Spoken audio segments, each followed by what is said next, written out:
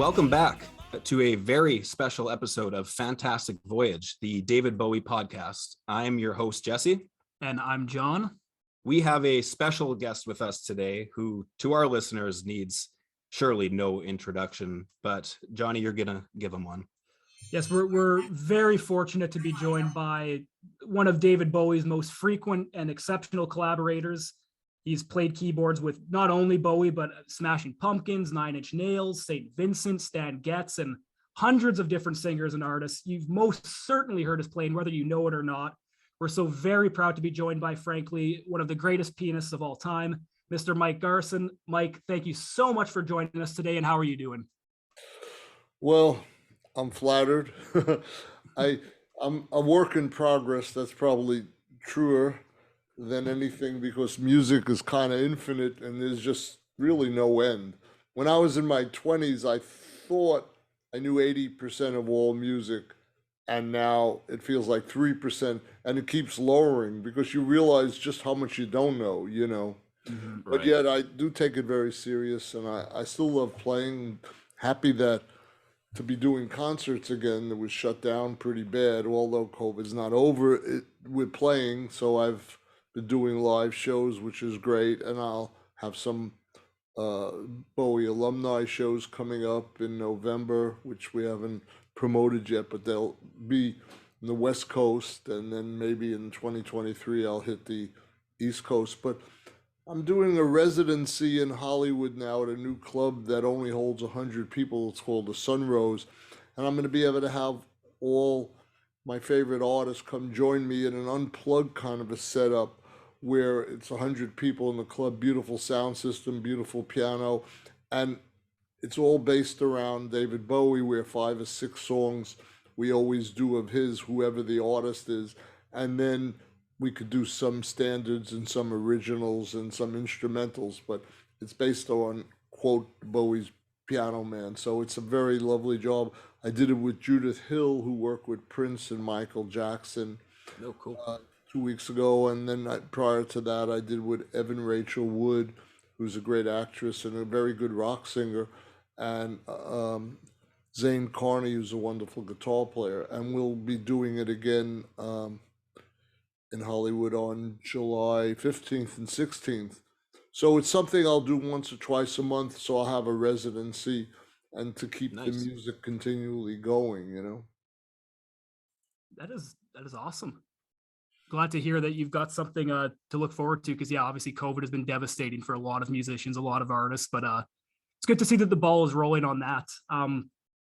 The best way to maybe kick things off for our show here is maybe by taking us through your musical background. I mean, you have a very, very eclectic range. You're well versed in classical, you're well versed in jazz, gospel, avant-garde. I mean, the list goes on, but where and how did this love and for music, where did it all begin for you? Yeah, I grew up in Brooklyn, and I was 7 years old when I started playing the piano, and many homes had pianos in it. This would have been 1952. My mom played, my sister played, and my dad played by ear. So it was sort of the thing to do. So I started playing. I can't say that it was the passion of my existence, but as the years went on, I really enjoyed it, but I didn't know I'd go into music. I actually was a pre-med student first in college. Wow. But I studied classical from 7 years old till 14. Then I started doing gigs. My first gig was a Sweet 16 with a band. And then I had a band called the Impromptu Quartet, which is interesting because impromptu and improvisation are the things to this day that I still do. And we mixed jazz and some standards, and we played weddings and parties and all sorts of things. I did hundreds of those. And then in New York at the time, upstate New York, about 100 miles from New York City, there was something called the Catskill Mountains, and there were hundreds of hotels up there in a like 20, 30 mile radius. And every summer, starting at 15, I would work at a hotel playing music with my band. And think about it, we got 1 day off a week. It was 6 nights of music. There would be a singer, a comedian, dance team, and once in a while, striptease act on the weekends for the old people who would come there. And I played every summer up there. So I must have played for close to 1,000 singers. So by the time I got to David Bowie, it's like I was ready for him. And of those 1,000 singers, probably 950 were horrible. But there were a few good ones that I passed through in shows up there. Like there was a jazz singer named Mel Torme. He's the guy who wrote the Christmas song. And many other acts, like there was an act called Heinz and Dad. They were dance and singers and very famous. And then different comedians like Jackie Mason and different ones. So it was like an internship that was beyond an internship, because you learn how to read music, you're playing every style, you're jamming, people are dancing. We'd have jam sessions in the afternoon or after the gigs were over. People were dancing to our music. So I got familiar with so many styles, and you're reading arrangements. I was a good reader of music. You're reading arrangements of every style possible, 50s rock, gospels. This singer wants it to sound Broadway. This one wants it jazzy. And you sort of on the spot internship. So I must have done, between those gigs and weddings and bar mitzvahs and sweet 16s, must have done 1,000 gigs between maybe 14 years old and 20 before I start realizing I hate all this and I want to play music where people are sitting quietly or not so quietly in the audience listening to me, rather than I'm playing for people who are eating. I remember the time I made the decision. I said, I'm done with this shit and it's over, and that was it. I never looked back, I said, I'll never play another one of these gigs again. So you sounded pretty busy. I guess growing up in Brooklyn, you didn't have much time to watch the Dodgers, or did you? Or was it just music? I went to Ebbets Field to see the Dodgers. Sandy Koufax, the pitcher, went to my high school. He was a little older. Larry King. Oh, no way. Yeah. So I grew up in a great high school called Lafayette. And the other sax player friend of mine who was in my band, when I went out with David Bowie in 1972, he went out with Miles Davis. His name was Dave Liebman. And he's still famous. Wow. And but they considered me a little bit of a heretic when I switched out of the jazz world and went with the rock world. And a lot of the jazz guys kind of dissed me because they didn't understand why I'm doing this. But I had a vision, and I knew David was a Renaissance guy, and he was like the equivalent of our Miles Davis in the jazz world, because he was always changing and very, very aware and all that kind of stuff. We've heard you say in the past that it's important for aspiring musicians to be well researched. So I was wondering, how big of a help was being well researched for you? And are there any sort of like specific areas of creativity that research enhances? When you say research, you mean like the study? Knowing the background, knowing your music, and then being able to sort of go to the studio to create from there. The way I've seen it, when you get to look back, since David has been gone for 6 years almost, when I look at it, it's like, it feels like I brought the history of jazz, classical, and avant-garde music, because that's what I had studied up to that time, to David's music. And therefore, on the tunes that he featured me, which wasn't all of them, obviously, was some, he picked and chose what he thought was right. That was the whipped cream on the cake. So without my playing on Aladdin Sane or Diamond Dogs or Young Americans or Pinups, it would be just a great rock band with a fantastic singer, producer, genius, Renaissance man. But I added this other kind of bizarre, crazy ingredient that seemed to work with his mind, because we're both our creative process is very similar, and we both were always changing, moving, listening. So he got the idea that some of my music, whether it was jazz stylings or avant-garde playing or classical playing, could sit on some of these songs like Lady Grinning Soul or Time or Aladdin Sane, and on and on. In fact, a few months before he died, there was a guy named Cliff Slapper who wrote a book called Bowie's Piano Man. And one day he sent me about 75 songs that I played on David's albums throughout the career. And he said, could you write something about each of these songs? And this was pretty an overwhelming project. I sat down for several hours and listened to everything I had done with him from 72 through 2006, which was the last show I ever did with him, I think with Alicia Keys. It was just the three of us. And so I listened to all this music, and it was kind of overwhelming.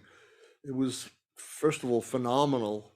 And immediately I wrote David, and I said, I can't believe what I just did, but the biographer wanted me to talk about each of these songs. And within 3 minutes, maybe less, he said, Mike, we did an incredible body of work.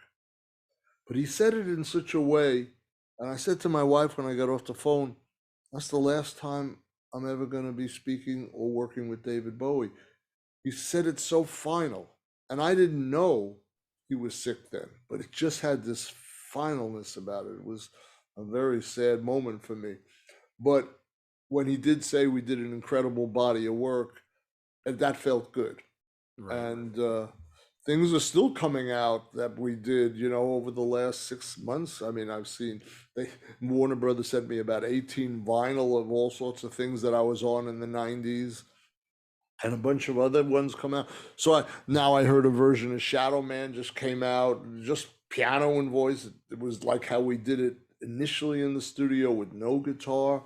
So things are just popping out all over the place, and there'll be this documentary coming out in September called Moon Age Daydream by a great friend of mine and director named Brett Morgan, and I've seen some of that, and some of the footage is just fantastic from when I was with David in the 70s, things people have never seen. So you can't kill it, you know what I mean? It's like David's legacy just keeps getting bigger and bigger, and the further away you get from his passing, the more the stories get interesting, or people are more interested, or less people know him because most have died off. So I'm remembering things that I never thought anything of back in the day, and now they're kind of like precious, because how many people hung out on a bus with him for a year with the little places where you would sleep were like 3 feet apart, and these little cubbies, and that's very close quarters, and you get to really know the person. He considered the band his friend. So, we were friends, and we'd watch The Office in the 90s, Ricky Gervais, and then he became friends with Ricky, and so did I. But this is what he would love to do when we came off a concert and got on the bus going to the next town. And plus, he was a voracious reader. I mean, he'd be in his little bed there and he'd read 3, 4, 5 books a week. And we wouldn't see him, except for the concert. So he was a very funny, very special kind of a guy. He was had a great sense of humor and was a sponge, always wanting to learn. He asked me more questions about my piano teachers and jazz and what I did than I ever asked him from day one. So, I feel blessed to have had that experience, and it's still going on because I keep doing new arrangements of his music. So now I'm treating his music the way when I learned jazz, I would play Gershwin music and Cole Porter and Joan Kern and Burt Bacharach. Now I'm playing standards, like, I'll sit there and I'll do and just, make up arrangements on the spot of his music because they're beautiful songs.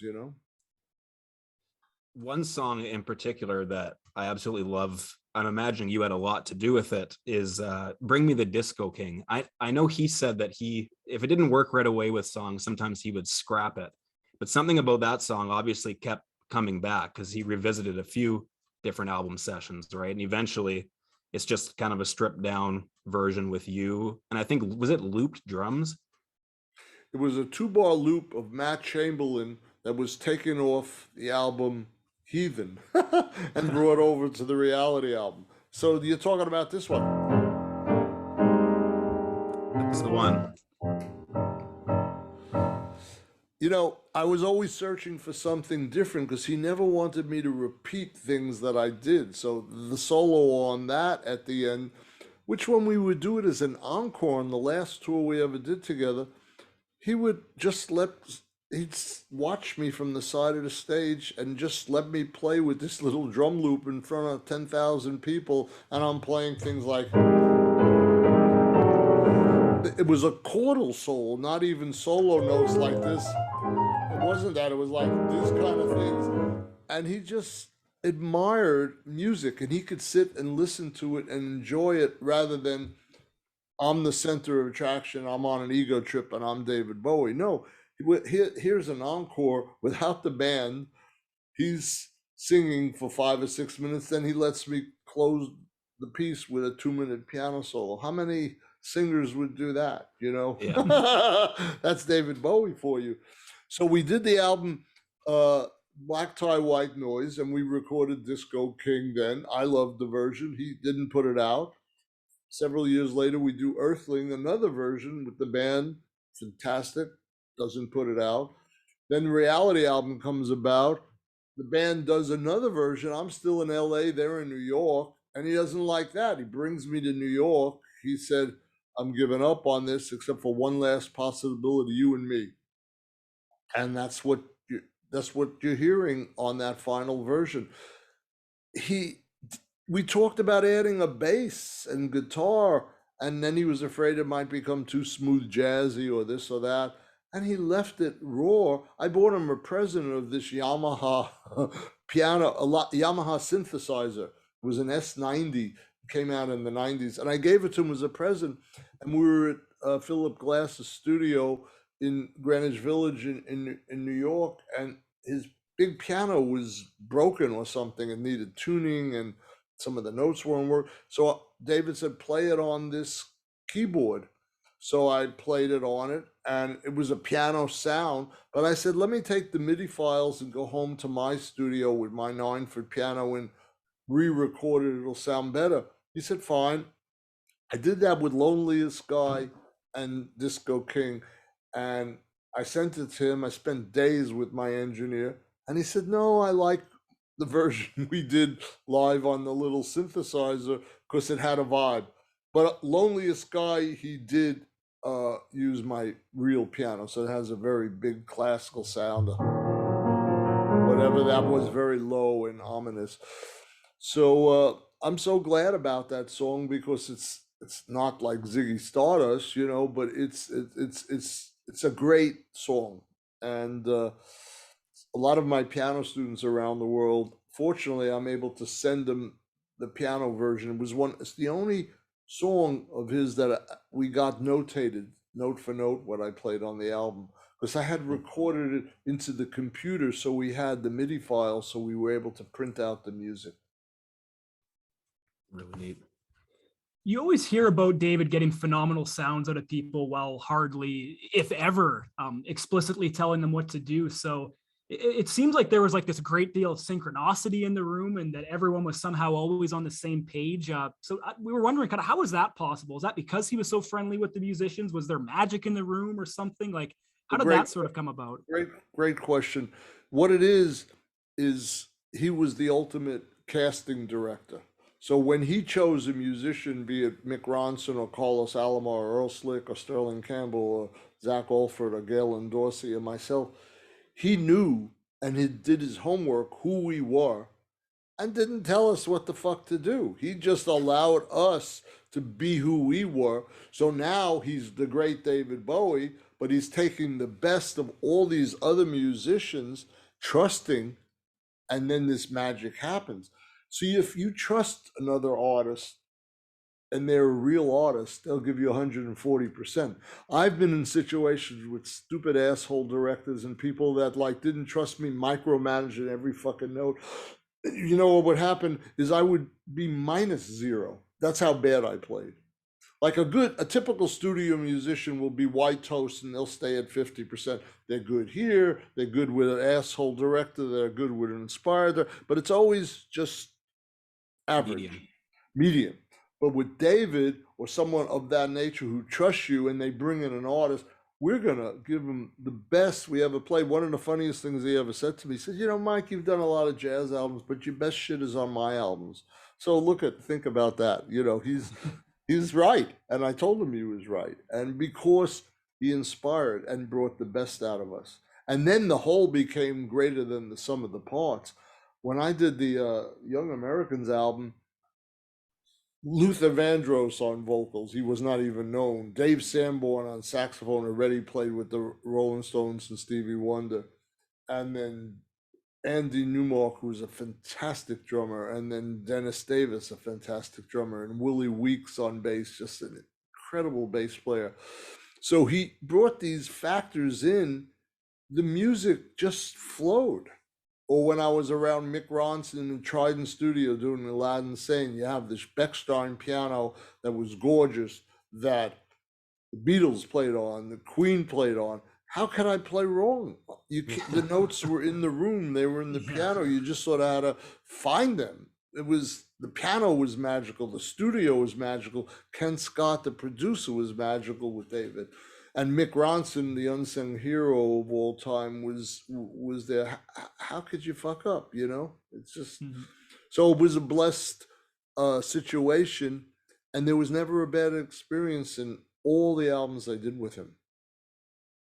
I'm glad you touched on the production there too, because I mean, obviously much has been said about you and David and how you blended styles in the 70s and you broke ground in that way. But what's maybe talked about less is how you were also experimenting a lot with textures. Like, for example, your piano is being fed through a Leslie speaker on Here Comes the Night when you were doing the Pinups album. We Are the Dead has a delay effect on the piano or organ or whatever you were playing on that one. So what was it like to be creating all of these unique and unprecedented sounds at the time? You know, I'm a purist, so I just love a beautiful piano. But I must say, it was fun to be able to experiment that way. And when you have great engineers and producers, you know, I still do my thing and all of a sudden it sounds a little different. When I was touring, it was the Garson band. We never were acknowledged as that, but we were the opening act on the Young Americans tour. So we'd come out and play first. I'd have a Hammond organ with a Leslie. I'd have a Fender Rhodes piano. I had a mini Moog and I had a grand piano. So I was having an absolute ball. So it was that same period. And again, if I felt like playing clavinet, David let me play it. If I wanted to switch to organ, on the first tour in '72 on the Ziggy Stardust tour, I had a Mellotron for Space Oddity. And the Mellotron had tapes in them. So every few days the tapes would stretch so it would be out of tune. So we were changing tapes all the time. When we were in Trident Studio doing Aladdin Sane, I'll never forget this. They had, in those days, big speakers on the wall. And they would blast these mixes. David Wood and Mick and Trevor and Woody, they would blast the sound. And every night, I'm telling you, we blew a speaker. And the next night, there'd be a new speaker put in. That alone was expensive, you know. But those were the days where, you know, RCA was supporting it and there was kind of unlimited budgets and we just went to town, you know. Speaking of the Mike Garson band opening up for the Young Americans band on that tour, I'm really hoping we get to see, was there any footage of any of that stuff? Some might show up in this Moon Age Daydream documentary. Oh, I'm keeping my fingers crossed.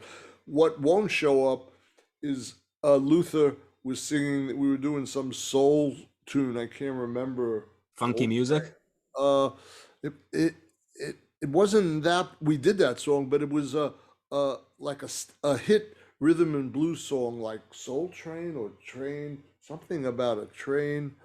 Uh, it was like a one of those 60s, Proud Mary. like the Ohio players or um, not Lionel Richie, but the other guy. I'm trying to remember. It just was nothing to do with Bowie music, but David liked black music and of that period of time. And we're playing this song as his opening act at the Spectrum in Philadelphia, gigantic place. Luther singing his head off. He's amazing. They don't know him. They waiting for David. And I look out, we have a white carpet on the stage, and I see flying through the air an egg. GG. And I had a feeling it was a raw egg. And it just splashed between the piano and Luther and the yellow yolk over the white carpet. It was a sight to be seen. But you could tell they were fucking pissed off. Where's David? You know, but David wanted us out there. He didn't care. And we did our thing. And I'll have to remember that song, Soul Train or something. It's a standard, but in that world. But they wanted David, you know, and rightfully so. But he liked that we warmed them up. And then he came out, they went nuts, you know. I can't believe the audience, they were prepared just in case. We better bring some eggs in or some tomatoes. They must have known. So I recall reading that you remember David using the William Burroughs cut-up technique in the studio, right? And that was not only to rearrange and find exciting new lyrical possibilities, but also to rearrange the music on the spot. So I was wondering if you could think of any songs where that happened in particular, or I'm even just curious to hear your thoughts on that strategy, because I assume somebody with a free background, such as yourself, would, you know, at the very least appreciate the nature of that strategy and the paths that can take you down while creating. Well, I to this day, when I'm working with my music in the computer, because this piano is connected to my programs, and I do things like that all the time. Back in the day, we didn't have that technology. I was only privy to seeing him on the Diamond Dog project, which was mostly me and him in the studio in Olympic Studio in London. It was pretty much us. Sometimes Tony was there, Tony Visconti, but I saw it mostly with the lyrics, where he would do the cutting and then refining after that. I wasn't there when he was cutting up music tracks, so I didn't experience that. And I can't even remember what songs he did that to. I'd have to do the research. Like when we did Sweet Thing Candidate or When You Rock and Roll With Me, I just remember playing, just having fun playing. But you're playing your heart out on that suite. It's kind of buried in the mix a little, but if you listen closely, your piano playing on the Sweet Thing suite is it's some of my favorite for sure. You know, I hadn't heard it for like 30 years. And I was touring, and one of the guitar players said, "You know, you're playing on that. Nobody talks about it. They talk about Aladdin Sane." I said, "What are you talking about? Sweet Thing Can I don't know that song." He said, "You should go listen to that album." And I did, and he was right. And it's a little undermixed, like whereas the Young American, not Aladdin Sane was really in your face, but right. I do remember once I listened to it, I played that, like at the end, I did something like.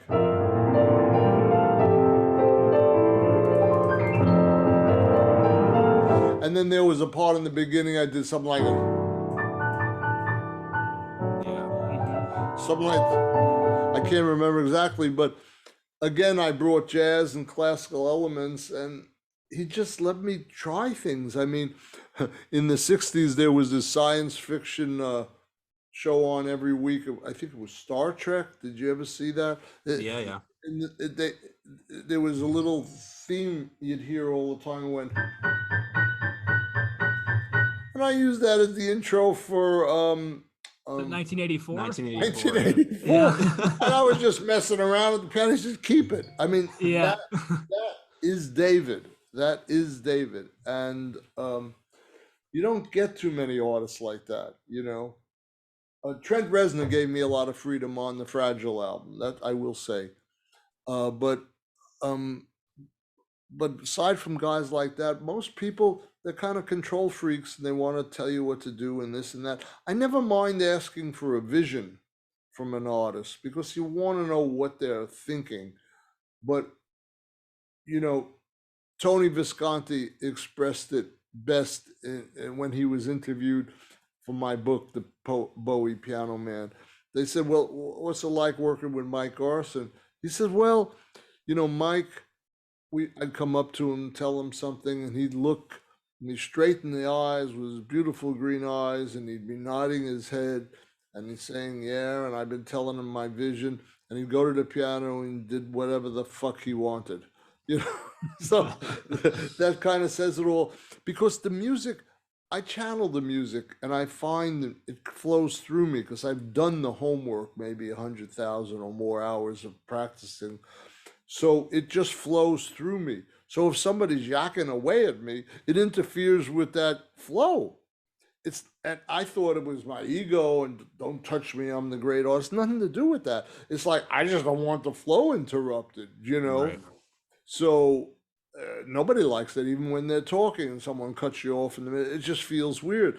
So I had to tell people who are micromanaging, just step back, let me breathe a little bit, because my music is diminishing as we speak. And I get to the point where if I don't hear anything in my head, I can't play, and I won't. So it's all about what I hear. And if somebody is squashing that, the music is out of me and there's nothing I can do. I'm not even a musician at that point. It's just Right. useless, because the music has to be an inspiration. If it's going to have the impact of a David Bowie, we could be talking about this music. It's 50 years ago. Why are we talking about it? That's like me in classical talking about Beethoven or Bach or Chopin. In 500 years, people will be talking about David Bowie. They won't be talking about many of the bands that I won't mention right now that are famous for a week or a month or a year or 5 years. David, they'll talk about Dylan. They'll talk about John Lennon, you know, Beatles, you know. Rolling Stones a little bit, but for the most part, it's going to be someone. This was the artist of that century. This was, Right. It won't be like there was three guys. No, it'll be David. You know. Yeah. I mean, look at us. Maybe in 5,000 years. Think about that. Yeah. Because he's not even an artist from really our lifetime, right? Like, I'm in my 20s. I mean, David is primarily known as being a 70s artist, right? But look at us. This is, like you said, 50 years later, and we're doing a David Bowie podcast, and I'm sure they will be doing it, hundreds of years from now as well. I was giving a piano lesson on Zoom to a girl who's 16 in Israel. She knew more about the Outside album than I did. Incredible. I was just about to ask you about that. Maybe I should ask her about it. Fire away. You can ask her. Yeah, fire away. So I noticed you've got a lot of songwriting credits on that album. So I imagine the creative process must have been a bit different. And working with Eno and the Oblique Strategies, how did that album change, or how did that differ from your first run-in with Bowie in the 70s? Was it a different kind of feel in the room? It was. But if the Aladdin Sane album was done in the 90s, I would have had credit then too. Right. Yeah. So in those days, you know, the management and record companies, they were viciously selfish and greedy. Not David, but those people. So, but the Outside album, aside from Aladdin Sane, was by far my greatest contribution. I mean, it would be Aladdin Sane, Diamond Dog, and Outside in a very impactful way. The Leon sessions, all those things. What happened is I was sitting with David in the studio in the 90s. I don't know if we were doing Buddha of Suburbia or we were on some project. And he said to me, Mike, the 80s got the best of me and the record companies pushed me and I sold out and I lost myself. Now, that's being ultra critical of himself, because there are some great songs in the 80s that he wrote. Let's face it. Some hidden gems, yeah. Oh, some gems within all of Loving the Alien and, you know, on and on. But he was rough on himself. But what he was saying is after Let's Dance, oh, we could make a buck, so give me more of those. That's what killed him. But Modern Love is a great song and others, But he was upset. So he's entitled to be upset. And he said, Mike, I need to get back to myself. So we're going to Montreux and we're going to go to the studio where Queen recorded. And I'm going to choose my favorite musicians over the last 25 years. And we're going to go and just improvise for a few weeks. And then me and Brian will put songs together from that. Except for maybe Strangers When We Meet in Motel, everything else was created as an improv in those sessions. So back in the day, when we did that in the mid-90s, we had 2 Sony tape recorders that were connected. So that gave us 48 tracks. We must have gone in every morning and afternoon, played 2, 3, 4 hours and just improvised. Wow. And David sometimes would play us, I don't know, just crazy music in the headphones of other music and tell us to play to that other music and then remove that other music. I mean, total experimental stuff. And since I was on this beautiful 9-foot Steinway piano, the piano takes up so much space and all that. And I had the most experiences in improvising. I was able to set patterns going. So I'd sit there and he just wanted to improvise. Nobody would tell anybody keys or anything. So I like on Heart's Filthy Lesson, it wasn't named. And I picked a strange key like F sharp minor and I start going.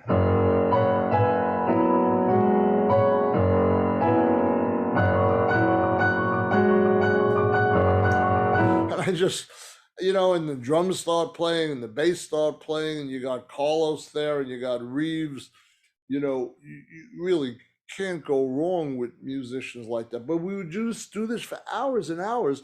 And to Brian and David's credit, they took the nuggets and they made those fantastic songs from there. But what an experience to be able to improvise an album of music. And that's why we all got writing credit, because we were all improvising at the same time, Right.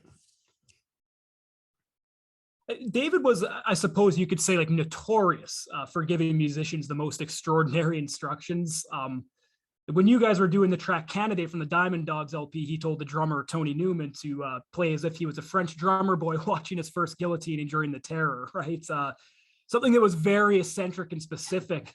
And I was reading a Reeves Gabrels interview recently where he said that on Battle for Britain, David asked you to play something like Igor Stravinsky's piano rag music. So how did you go about pulling that off? Well, he sent me down to the record store. There were record stores then, and it was called Tower Records. And I went down to the store and I listened to the Stravinsky piece and I said, oh, okay. And I took the inspiration of that and I put it on my solo on Battle for Britain. I mean, Brian and him with the strategies on the Outside album, we have instructions on our piano every day on the drums or bass, and you're in the year 2800, and you're a space cadet, blah blah blah, and the planet just blew up. To be honest with you, I didn't need any of that shit. Right. It was more humorous to me because I've never had any writer's block my whole life, so I never needed a strategy. I just get a kick out of them and I like them, and they work for people who are stuck. My problem is the shit never stops flowing, so it's like a water fountain that just keeps going, and so I just was amused by it. It never affected how I played. If somebody said play something more romantic or a little dark or play jazzy or play avant-garde, I could do that.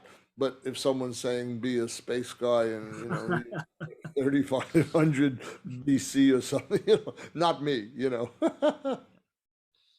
I was listening to the Earthling album recently, and something that really stuck out to me was Looking for Satellites. When you've been listening to music your whole life, like I have, I like to think that you can you can kind of tell when a song is going to be a single. You go, oh, this is such a standout song. It's got such commercial appeal. I know for sure the song was a single. So I go to Google and I'm expecting a big Wikipedia write-up and all this. And I look and I noticed that it didn't. And then it wasn't a single, and I was floored. But then I noticed that there was an interview that you gave where you said that you felt it the same way that I was feeling, that it should have been a single. So how did that song come about in this? Because Looking for Satellites, it's one of my favorite songs. And I'm the same as you. I was kind of disappointed that it wasn't chosen as a single for the album. There's got to be 20 songs, including that one, that should have been in everybody's radar. Nobody knows that song. I haven't heard someone mention that song before. You guys now, since that interview when I said it should have been great. And I don't even play on that. And I knew it was fantastic, just fantastic. Sometimes, like with Bach, the composer, his music didn't really get famous and rediscovered for 150 years till the composer Mendelssohn found it. So he didn't even know half the stuff, how great it was and how we'd be playing it now. Somebody in 50 years or 10 years going to see that song, and it'll either end up as the main theme in a movie, or it'll get recut but not as good as David's version, or they'll just put it out.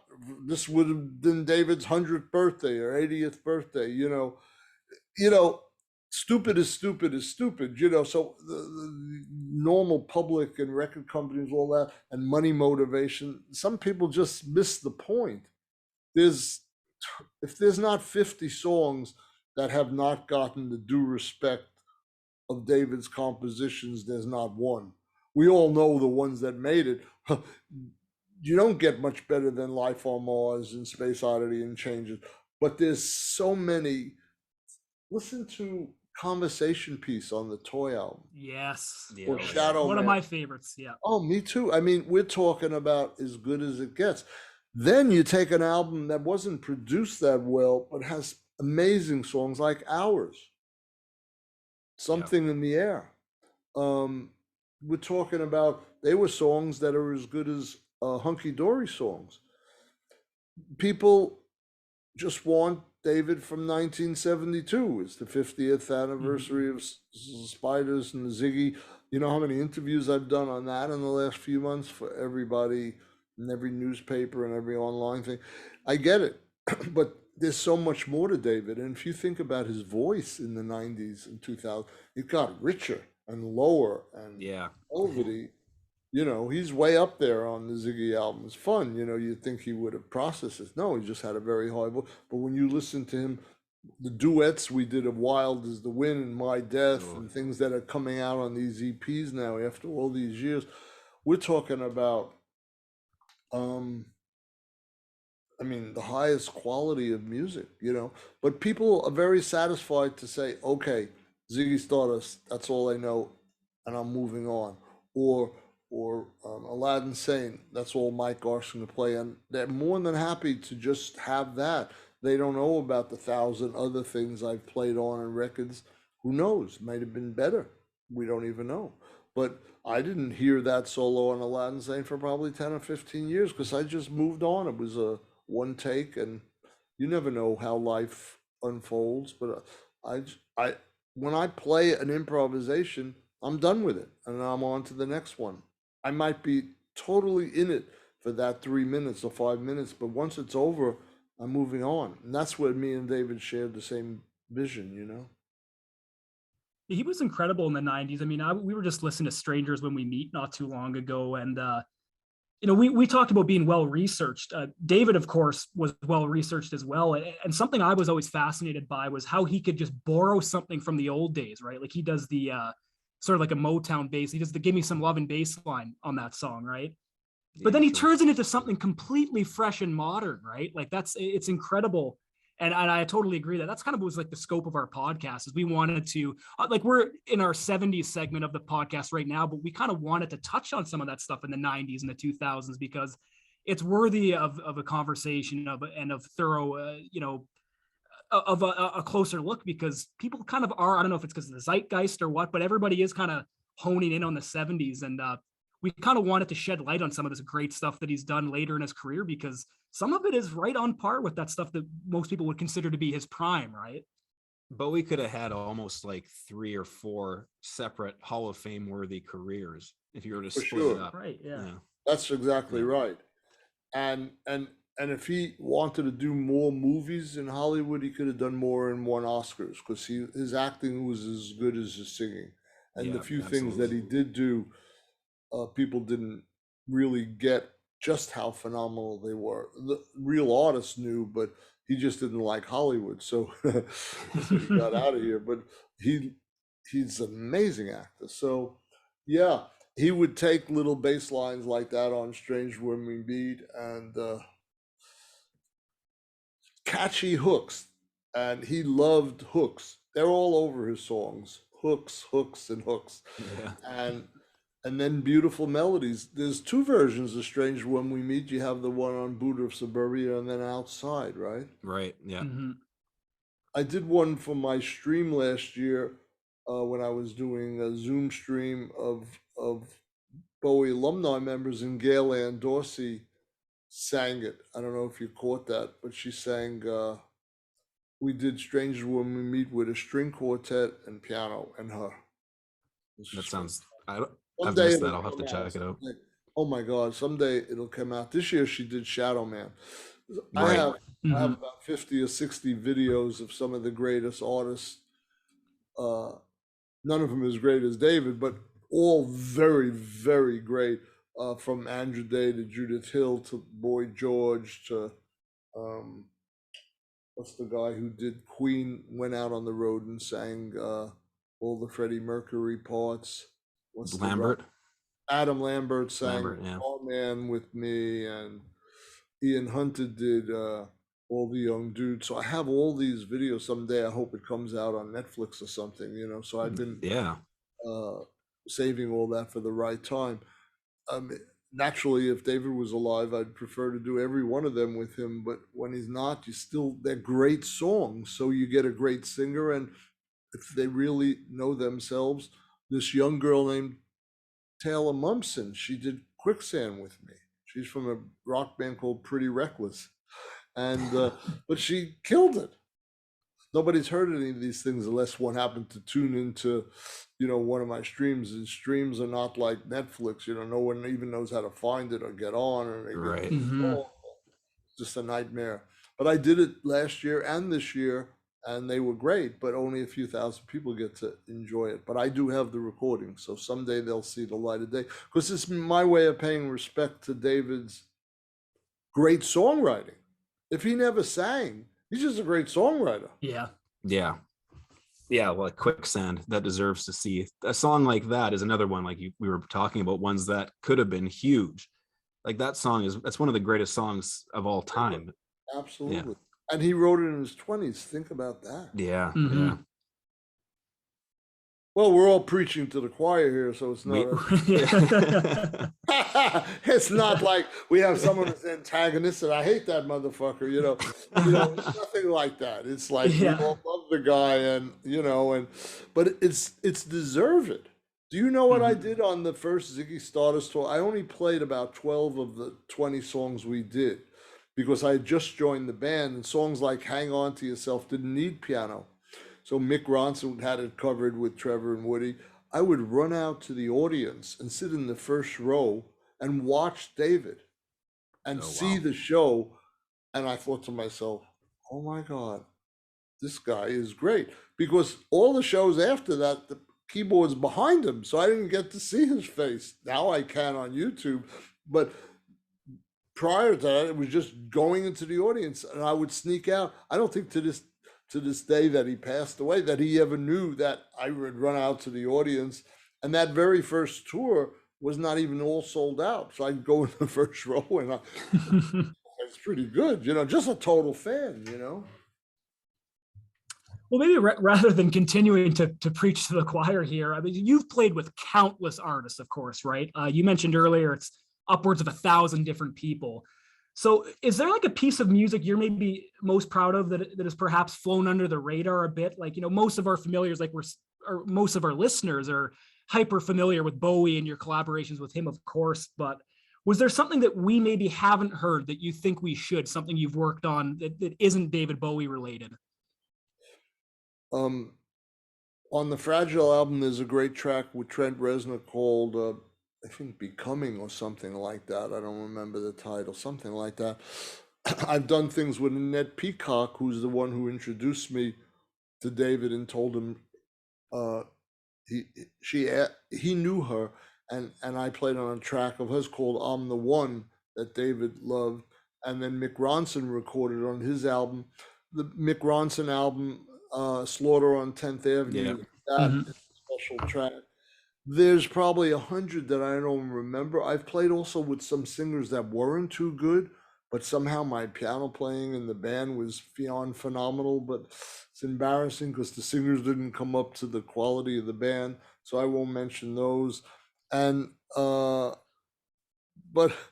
a beautiful track I did on a No Doubt album with Gwen Stefani back in the day. It was very funny because the album plays or the CD plays and then it's over. But if you let it keep running for 60 seconds, this bonus track comes on. It's me with orchestra with Gwen Stefani. Wow. Okay, yeah. Some reviewers said it was the best track on the album, but nobody the hidden track. that. I don't even remember the song. So there are things floating around, because I'm always playing. A new album came out a month or two ago. I'm on a Duran Duran track that's really beautiful. And then one came out yesterday with Joe Elliott. What's that band he has for 45 years? I just went blank. Def Leppard? Def Leppard. And I'm on 2 tracks. Just came out yesterday. They're fantastic tracks. And the admiration that Joe has for David is just beyond belief. And the same with Simon and Nick and John Taylor. So these people, John Taylor and Nick from Duran Duran, their first show, they were 16. They came to see me play with Mick Ronson. And that was their first show they ever saw him. I was in my later 20s, and so was Mick. So think about how that affects a person's life. And then me to be working with them 40 years later, 45 years later, it's just... That's really cool. Really cool. Serendipity and synchronicity. And I feel very lucky. But the strangest thing is I didn't know who David Bowie was when he called. And I'd be on the stage wishing I was in a small jazz club when I'm playing for 10,000 people, not even appreciating where I was. That's how warped my brain was and brainwashed in jazz and classical. And I didn't know how good it was.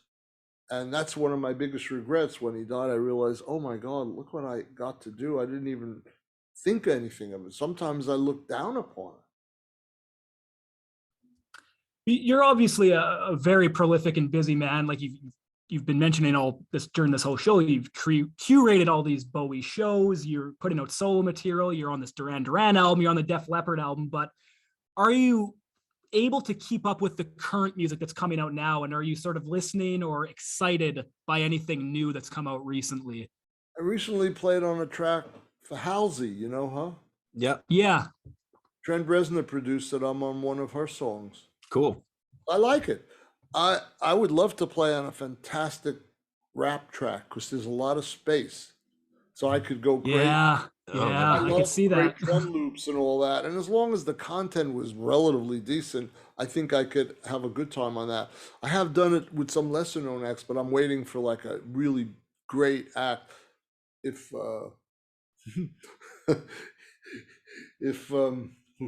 Kanye wasn't so crazy, right. I'd love to play on a track with him, But there is, it'll happen, you know what I mean? I just love. I did Life on Mars with Lord after David passed at the Brits Award. It was just amazing. I did 2 tracks with Sting after David passed. There's no recordings of it. and he did Black Star and Lazarus. It's the best vocals since David of those songs, and it was just 2 nights in the Wilton in Los Angeles when I was doing the Bowie alumni stuff. So there is some great stuff floating around, you know. I guess that's what people enjoy doing. I know as a musician, I love searching on YouTube and finding all sorts of interesting things. So things will be discovered, you know. I know when Bowie was doing the Black Star record, I think Visconti said that he was into a lot of hip hop. I mean, it shows on that album. He was listening to like Kendrick Lamar. He was listening to Death Grips. Those would be two. I mean, I'd love to see a Mike Garson and Death Grips, or a Mike Garson and Kendrick Lamar collaboration. That would be incredible. Kendrick's on my wish list. You know, I agree. Awesome. I'm hoping it happens. You know, if something feels good in my inner ear, there's just no lack of flow of creativity that will come out. Biggest problem for me is when I don't hear something. And always people say, what are you talking about? You keep saying you don't hear it. What do you mean you don't hear it? I don't hear it. You know, we have a mind and we have an inner ear. It's not just voices, but we or notes or intervals. You have to feel the music. And when I heard Lady Grinning Soul of Time, I could hear what to play on it. That's why most of the tracks I do for people are one take. You know? Wow. Yeah. I did a Quicksand in the Sunrose that I was telling you about in Hollywood last month with Evan Rachel Wood, and she killed it. And it was just beautiful, you know?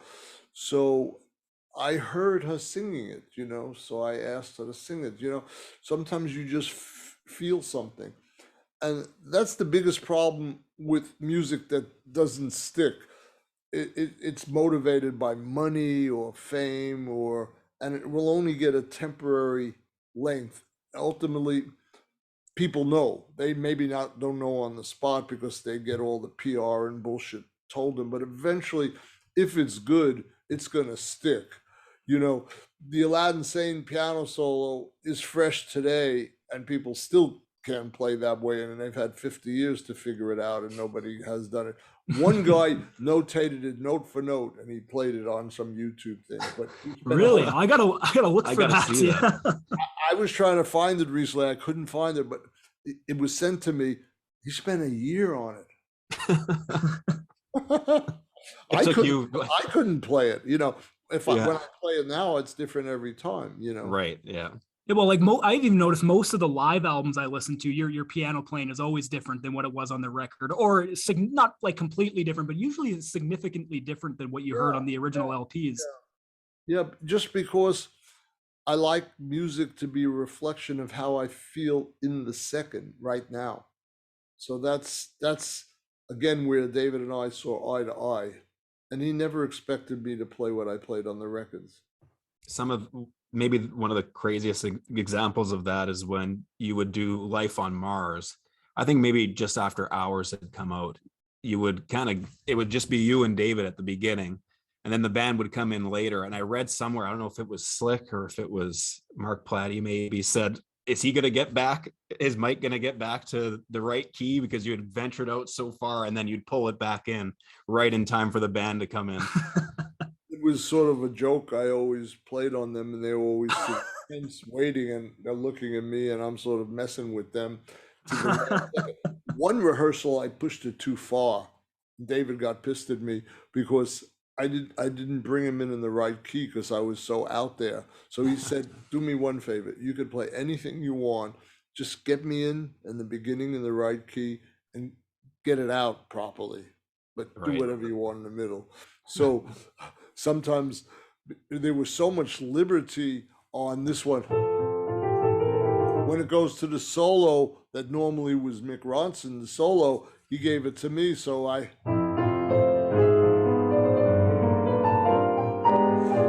could do all this crazy stuff. And he's listening. And as long as I somehow came back,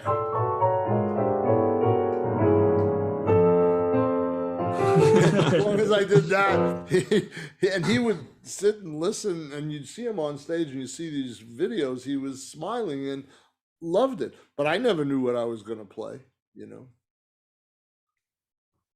Well, Mike, There's a great one in oh, Paris from 1999 on YouTube. okay. Is one of the best ones. We'll have to check that out. Definitely. Well, Mike, we want to thank you so much for joining our show. It's been an absolute honor and privilege to sit down and talk with you. And on behalf of of Johnny here and our listeners too, and all music fans and Bowie fans around the world, thank you so much for your dedication and hard work towards the music. It'll live on, like you said, hopefully for 5,000 years or more. We'll never know, but I think we can safely assume. You know, I was saying 50, and then I went up to 500, and I was talking to somebody, and I thought, maybe so. You know, we see these Egyptian things and pyramids. Well, David Bowie, you know, why not? You know, why not? Yeah. He's the only one that gave us permission to be who we are. In an early time, everybody tries it now, but he did it with quality and with craft and art and genius and creativity. And, you know, we're thankful to have had an artist like that. They don't show up that often, those kind of people, you know. Generational. Yeah. Very generational, you know. It's yeah, like I'll echo everything Jesse said. I mean, it's a pleasure talking with someone who obviously who has such a profound passion for music. It truly shows in your playing, and it was truly an honor to be able to speak with you and to have you on the show. So a million thanks to you, and I hope the listeners enjoyed it as much as we did, because that was, I think, our best episode to date.